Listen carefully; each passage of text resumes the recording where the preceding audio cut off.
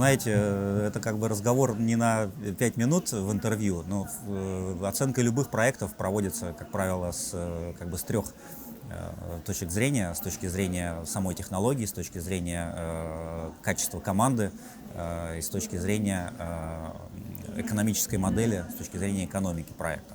Вот, что касается самой технологии, мы как сами смотрим внимательно на проект, потому что у большинства наших сотрудников техническое образование, выпускники физтеха, физфака МГУ, вот, так и привлекаем огромное количество экспертов по всему миру.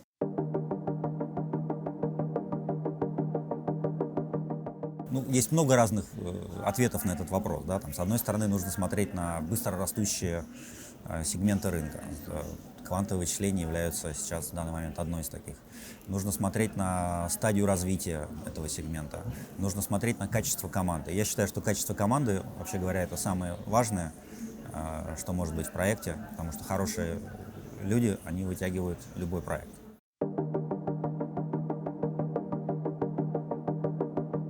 Ну, мы начали инвестировать в квантовые технологии уже достаточно давно. Наша первая инвестиция датирует 2014 годом. И это была успешная инвестиция. Ее купил стратегический партнер. Сейчас мы системно начали последние 2 года системно инвестируем в квантовые технологии. Мы инвестировали в стартапы в области квантового железа, квантового программного обеспечения, квантовых сенсоров.